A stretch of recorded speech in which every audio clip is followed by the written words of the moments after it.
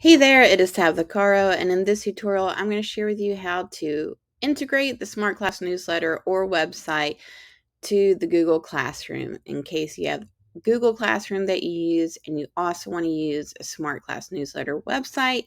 Let me show you some recommendations.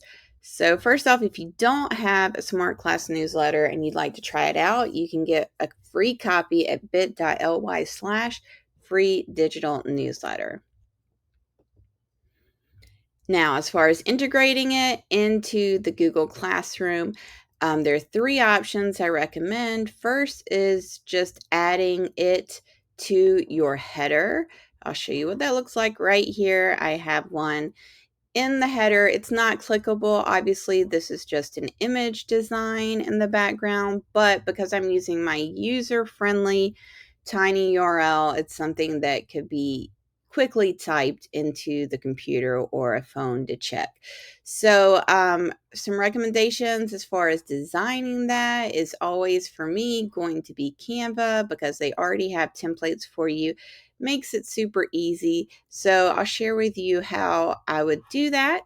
So first off, you need a Canva account, a free Canva account.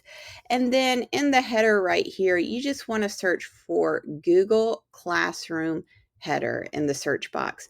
And this is what I picked right here. And you get a lot of options, but if there is a crown that says Pro in the bottom right hand corner, that means it is a paid template and you would need to have a paid account to use it. So you want to look for those that do not have that if you only have a free account.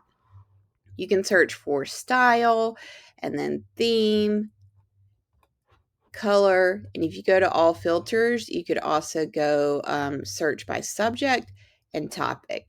So I ended up just searching cute Google Classroom header, and the very first one I went with, and I clicked on it, and then you just click customize this template. I got rid of the graphic right here, just clicked on it, deleted it. And then I moved this text over here, made it a little bit smaller just by clicking on the corner circle right here and dragging it in. And I pasted in my tinyURL. Let's see, I did this one. And let's get back to where we were. All right. So I'll paste that in.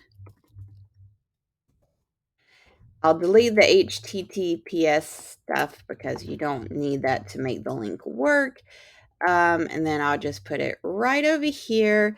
Then I just duplicated this text and added find our newsletter at, and once again, taking one of the corner circles and dragging it in just to make the size smaller. And I fit it over here. And then because it's kind of a lot of text all happening together, I did a background right here to kind of make some separation. And so to do that, or to add any graphics or shapes or fun stuff, you just go over here to the sidebar and go to Elements, and you can search science, books, school. These are some things that I had recently searched, and they'll give you a lot of options. But all I did was go to the lines and shapes and just put in a square, moved it over to cover this text. And then I changed the color by clicking on the color square right here. And I went down. A lot of times Canva will pull out colors from graphics and images that are already in your design. So I picked this orange right here.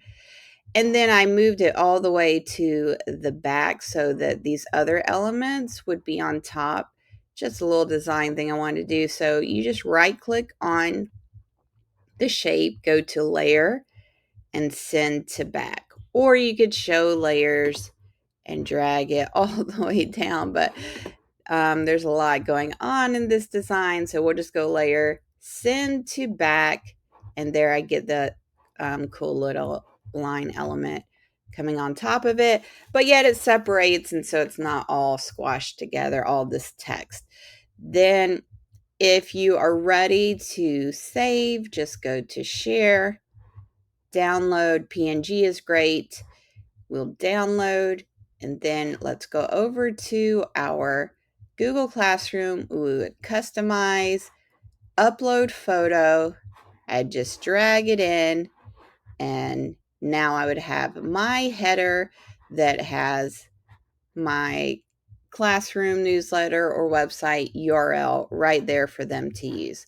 So that's one way you can integrate your newsletter or website into Google Classroom. A second is to add it to a topic.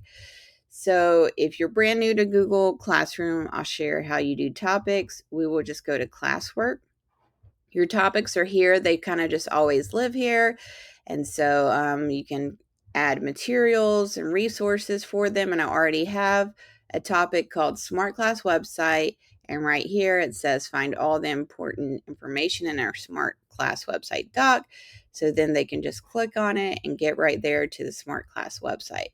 So I'm just going to copy this to show you how I created that topic. I then went to all topics. Let's go back to all topics. So we get the create button, topic.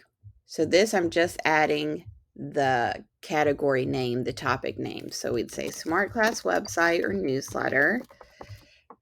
It already exists. I'm just going to add a 1. All right. So now we've got that topic here, and now we need to put a material in there, which would be our newsletter link. So I'll just go to create material, and then here I'm just going to add in the description, find all our important information, Smart Class Website doc. Now the key here is do not add this as a link, because for whatever reason Google Classroom will open up your Google links as just regular view docs and not presentation mode docs, and you don't want that for your Smart Class website or newsletter to work. So it looks like I need to also add in the title here. So we will go over here to topic, add that to Smart Class Website 1, make sure all students can see it, post. And now when I click right here, I should be able to see that. So there we go. And then it's always going to be here for them to see. And then the last option I definitely recommend is that every time you update your Smart Class website or newsletter, whether it's weekly or however you do it, to just send out an announcement in your Google Classroom feed to let them know it's time to check and see what's going on. So here you see I have done that. Let's see if I've got a good example.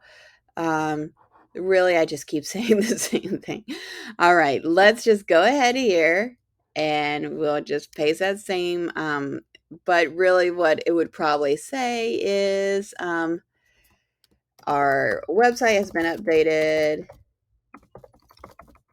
See what's new here. All right. And then once again, you do not want to do it as a link announcement because it will probably not open up correctly. So we will just go ahead and post that, or the cool thing is you can schedule it out.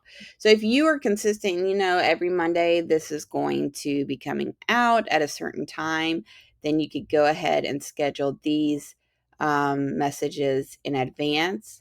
And I probably do like afternoon when I think parents and students are home together, you know, ready to work on homework or something like that.